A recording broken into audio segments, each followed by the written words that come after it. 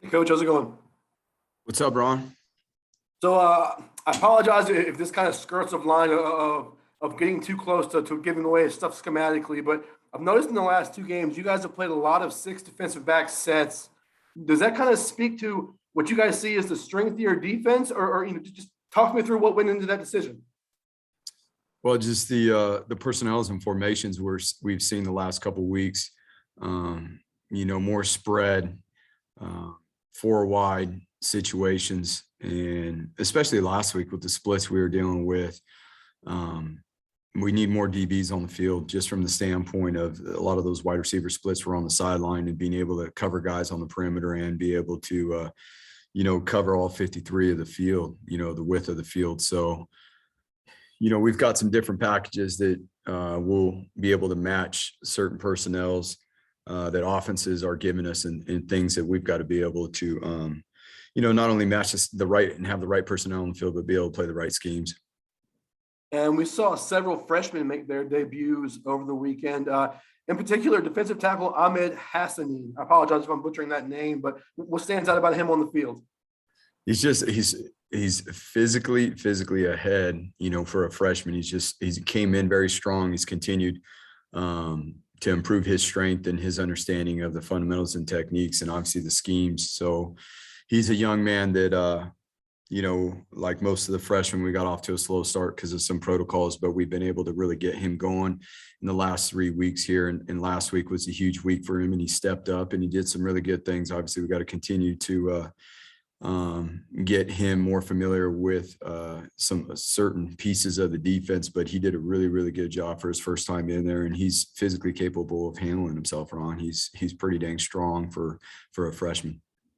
Thanks, Coach. Good luck this week. Thanks. How's it going, Andy? What's up, Jay? I know that we'll talk with Tim here in just a little bit, but they made a pretty big deal about it on the broadcast that he moved down to the sidelines for that game to call the game. So what went into that? I mean, obviously you were a part of that decision. So what went into that? And they also continue to say that the players really wanted that to happen, to have Tim move down to the sideline. I just taking the broadcast for their word, but what can you tell us about all that? Well, I mean, it was just, again, we're trying to evaluate coming out of the previous week, and as we will this week, just where can we get better? How can we be more efficient as a staff? What can we improve on?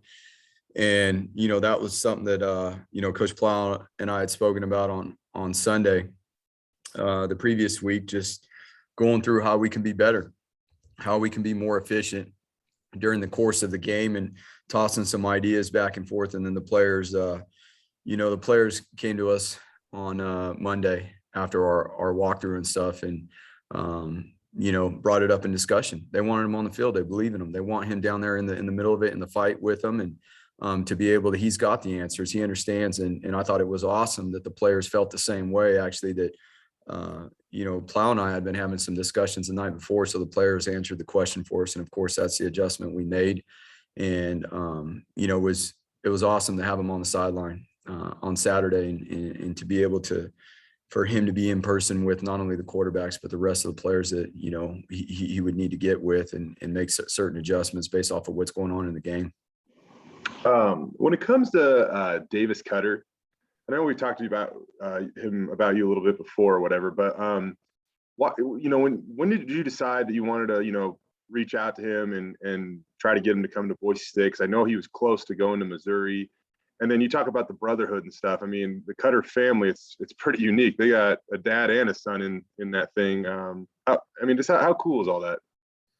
Yeah. So, I mean, the timing kind of all worked out, just as we were coming here way back in January, where he was trying to figure out, his situation and where he was going to go from his last school. And the timing worked out perfect, and he ended up, he wanted to be a Bronco all along. And so, given the situation and being able to make that happen, that was a no-brainer for us, with our new staff. And, in particular, for me, knowing him and knowing, his father's who recruited me and gave me my opportunity to come here. And so it was a no-brainer situation. And he wanted to be a Bronco bad. Like I said, he wanted to be a Bronco from the beginning. So he's done a tremendous job on special teams and what he brings to the team, and in terms of his effort in all areas, and not just on offense. Thank you, Andy. Hey, how's it going? What's up, BJ?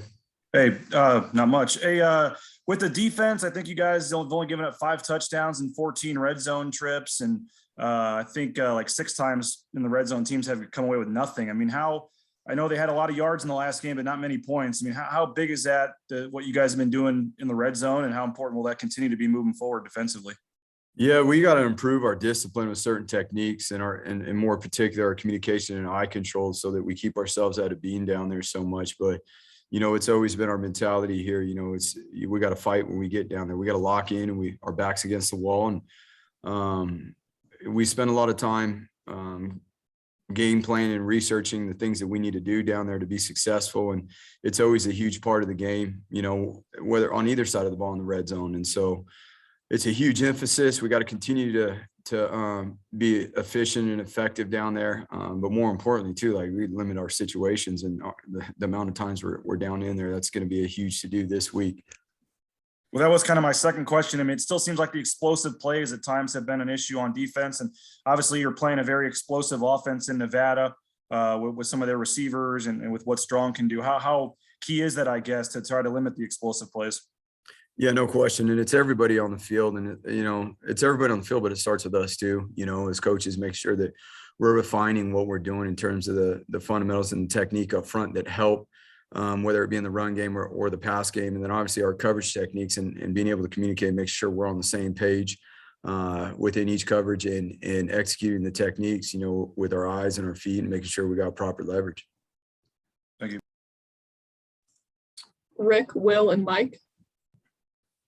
Hi, Coach. Thanks for your time today.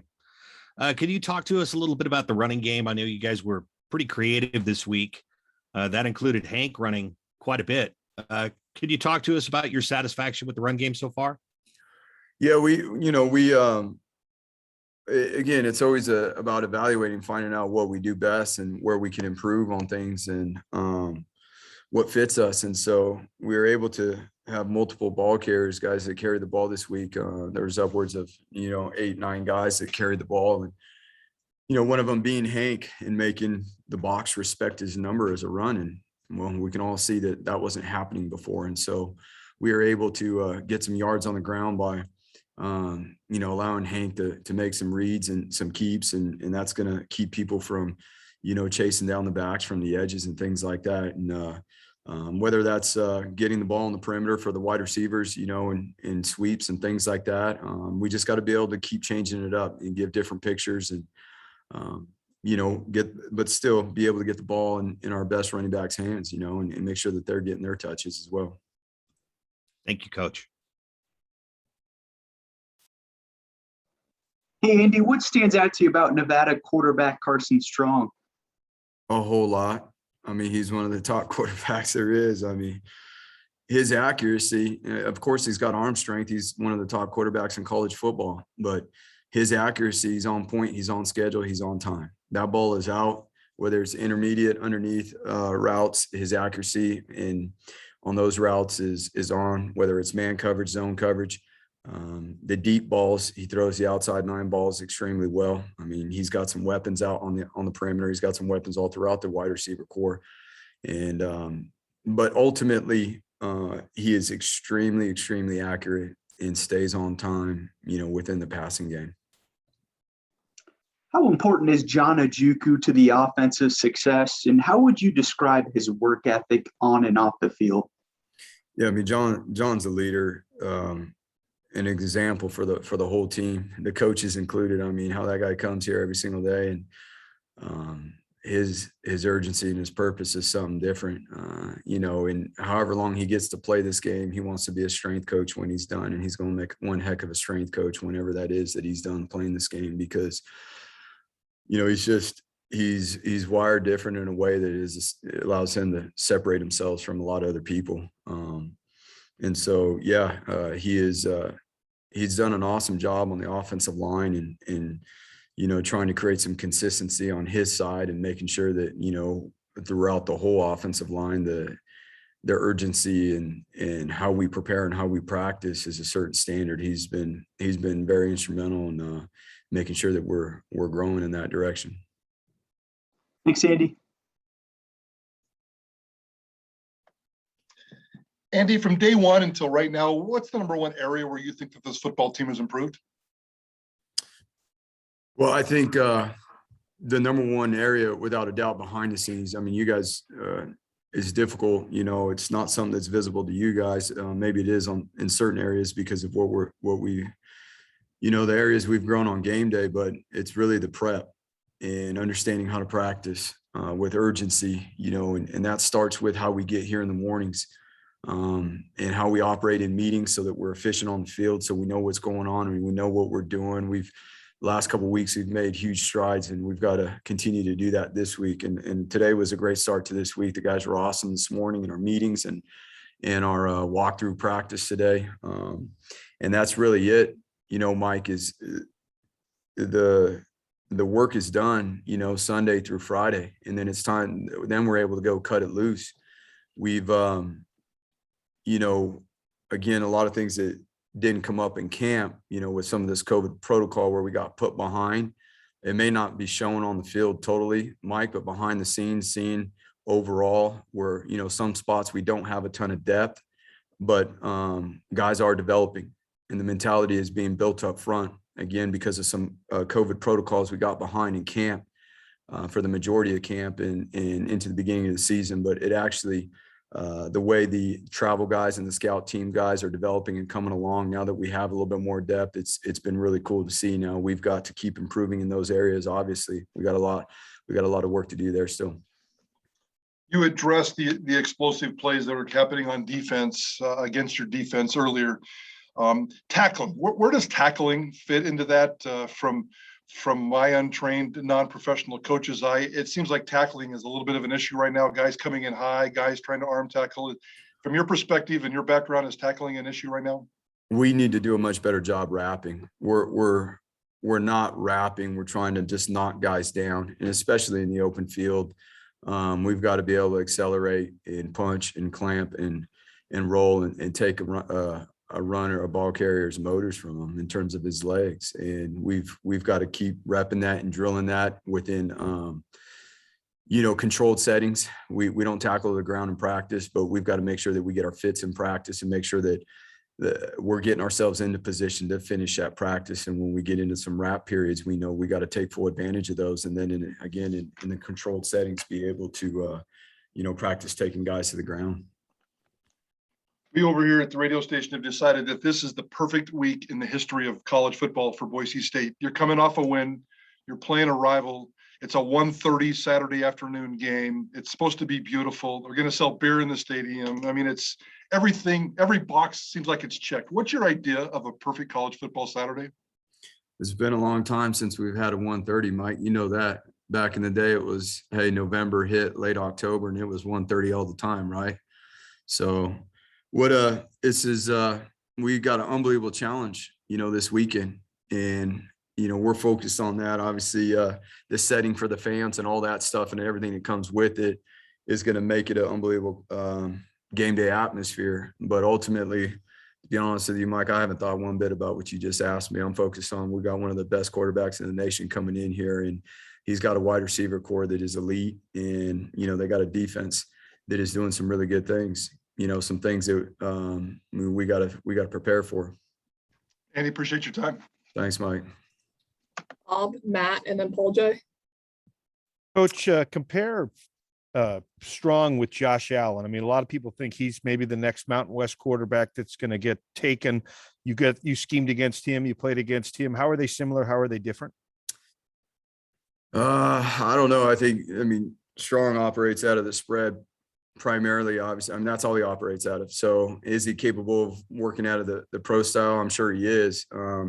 But his ability to work through progressions from the spread standpoint is different. It is elite. You know, it's different than even from what, in my experience, looking at Josh when we were game planning against him and whatnot. It's his ability to stay on track, understand defenses, and get the ball out and be very accurate. You know, like we said, he's got some wide receivers that are some weapons, and a tight end that runs like a wide receiver, but is, you know, got unbelievable length and size. Much like Utah State, Boise State, and Nevada have been in multiple leagues with one another. When you think of the Boise State Nevada rivalry, what do you think of?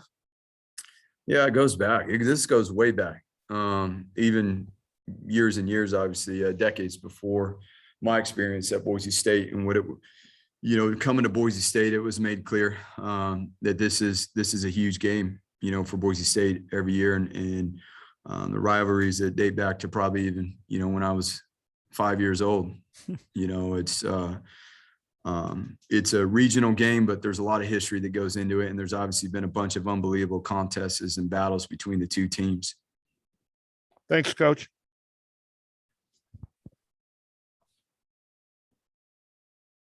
Matt? Yeah. Hey, Coach. This is Matt Sizemore with Channel 6. I just had a couple questions for you about Hispanic Heritage Month. And of course, I'm sure you're aware, you're one of only 7 Hispanic head coaches in Division I football going into the season. So incredibly broad question. What does that mean to you?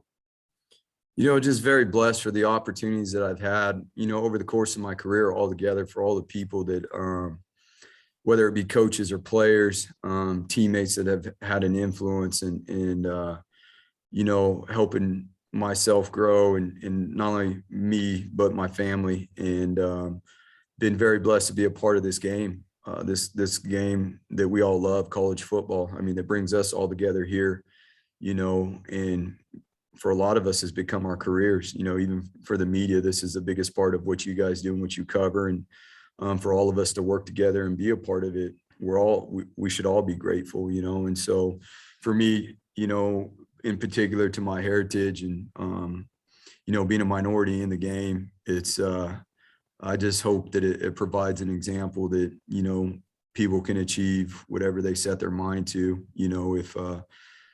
if they put their mind to it and they have purpose and they set out a plan and they stick to that plan, that they can achieve things that may even seem impossible. Gotcha. That's a perfect segue right there.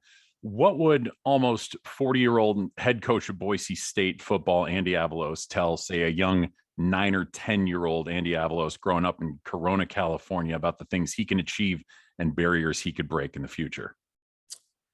You know what? Just to trust yourself and surround yourself with the right people, and again, I think it's something different when you learn to compete, that no matter what it is you're going into, whether it's me or anybody else, you've got to learn how to compete from within first, and what you create inside, and how you strengthen your mind and commitment to what it is that you're trying to get done, and your relentless pursuit of trying to learn and grow. I think those are the things that are important for any young man, whether it's a child who's 9 to 10, someone who's 15 to 16, 25, or, myself about to turn 40 years old. That never changes, right? I mean, it's always about the relentless pursuit to continue to grow and find ways to improve. All right. Thanks for your time, Coach. Good luck this week. Thank you. Coach, Paul J., high snaps. Well, what about high snaps? What causes them? What can you do about them? Well, that was, there were some very scary moments there in the game, Paul J. Hank didn't panic though. He handled some of those snaps. And we were off in the pre-snap on a couple of those. I mean, obviously the ball was snapped when it wasn't supposed to be snapped, but there were some very inaccurate snaps as well. And so we've got to, number one, it starts with our stance and our footwork, and when we're snapping. So we've got to analyze that and look and make sure that we're putting our guys in comfortable positions, or we're, adjusting certain things in our stance or how we're snapping the ball to make sure that we can clean up this accuracy. Cause a couple of those snaps did get us off our timing in the pre-snap when there were, some big play opportunities available. So you're not just getting ready for Taylon Green, right? Say it again. You're not just getting ready for Taylon Green, who's 6'6". Because they're so high. I got you. Yeah. We saw him for one snap. We're going to see him more as the season goes on? Yeah, we'll have to see. That's something that, again, if I tell you, Paul J., then I'm telling everybody else. So we'll have to see. He's very capable of doing a lot of different stuff. We got to work on his route though, in the corner of the end zone. He kind of got jammed up a little. What is Nevada bring to the table defensively? Well, they're going to be a four-man front structure for the most part from what they've done this season. Now they're coming off a bye week, right? So they can adjust and do some things differently. But they're going to play some cover four, and they are going to bring some pressures, some similar schemes that we saw last week, coverage structure wise and pressure wise. So we're going to have to be able to protect the quarterback with some of these 6-man pressures that they're going to bring. They will play. They've shown to play some match defense as well, some 3-match defense. The bye week an advantage for them? I think anytime you have a bye week, it gives you an opportunity not only to focus on the next opponent, but more importantly, self-scout yourself. So I don't know. I'm sure they've used the time wisely. They got an unbelievable coaching staff and what they've done and how they built that program. So, yeah. Thanks, Coach. Coach, what are your self-scout philosophies? Is this something you guys do every week, or do you pick kind of the opponent that you think you need to do that in preparation for? Again, what's your self-scout philosophy? We self-scout after every game. We not only self-scout what we did in the game, obviously, and the things we got to improve on, but overall, collectively, the whole picture, how that lines up with the rest of the season. It's not just a game deal. You got to look at patterns that you've created over the course of the year and or things that, may have not just showed up in a particular game, but actually were visible in previous games. What was the best thing for you as a head coach about having your OC, Tim Plow, joining you on the sidelines? Just to be able to see his interaction with the players, to be able to make adjustments up and down the bench. With all positions in person. One of the other thing that was huge is, the huddle as we're getting ready to take the field, these TV timeouts, when we're there huddled up, and to be able to see the information that he's delivering to the offense, whether it be situationally where we're at on the field, reminders of what the defense is, has done in those certain field zones, some of the things that he may want to get to on a particular drive. I mean, there's just the amount of information that he has, and he's a very intelligent coach. And it was something that we want to continue to build on is, he is on the sideline now. Thanks, Coach. All right, we can go back through for follow-ups. So let's go BJ, Jay, and then Ron. Hey, Andy, we talk so much about JL Skinner, and obviously leads the Mountain West in tackles and is having a heck of a year, but how, it's not always the best, is it, for a safety to lead your team in tackles? I mean, I know he's making a lot of plays, but is there a give and take there too, which means that maybe the D-line or the linebackers are missing some of those? Yeah, we talked about that last week, right? I mean, yeah, we got to do a better job at the line of scrimmage, and we did with our fundamentals and technique. That's going to continue to pay off. How, we're playing within the run game. Last week we played a box for the majority of the game, a 5-man box, given the splits and all those things that we were having to deal with. So naturally the safeties are going to have to clean up a little here and there. But in this defense for the last 10 to 12 years, the boundary safeties made 100 tackles if it's the same guy that's played all year. And that's no discredit to JL. JL is doing an unbelievable job. There's a lot of things that JL has got to get better at, so that we could clean up some of these explosive plays as a leader back there, especially the communication and the eye control. But JL has done a tremendous job flying around the field. And I think that's probably more so he's not just making the plays that come to his fit. He's making other plays around the field because of how relentlessly he's playing. Andy, you guys have played your final game of September, which means your next game is going to be in October. How do things kind of start to shift once you hit this time of year? I mean, you've obviously stacked a few games on top of each other already, so bodies are probably sore, all that. You're a few weeks away from your bye. You got BYU around the corner, all that stuff. How do things kind of shift once you get into the month of October? Yeah, I think we found our stride. I don't know that things shift right now, Jay. I'm not sure what you're looking for with your question, but yeah. Maybe not the best proposed question, but thanks. Hey, hit me with that like in November, and that's typically when we're probably going to the phase that you're talking about. But right now in October, I don't know that a team in America or anyone that I've ever been involved with where things change already in October. You know, Right. we like we spoke about, because of some COVID protocols early on in fall camp, we got to a late start with a lot of players, and now we're finally in the groove of things. And we had our best week of practice last week, and we intend to match that this week with some urgency and the tempo that our scout team plays with and how we compete at practice this week. Thanks, Andy. Sorry. Andy, you talked earlier about Hank running the ball, and obviously he showed he can be a threat with his legs in this offense, but he's obviously a guy that you really can't do without either, right? I mean, how much do you want him running the ball? I think the amount where, you know, it's enough to make sure that teams got to respect that, Ron, that he can do that. And I think he proved that. I think he proved that he can run the ball. And, you know, we don't need Hank to run the ball 10 times a game by any means. But there's certain situations where, again, if we're not doing that, then the edge players are running down, chasing down the line, running after the running backs, and his numbers not being accounted for. So that was a huge part of even what got some things going later on in the second half, where that defense last week had to start respecting it a little bit more on the edge, and it created a little bit more up inside. Now I know, you know, a run got called back for a penalty or whatever, but we had some nice runs there, you know, later on in that game. Thanks, Coach.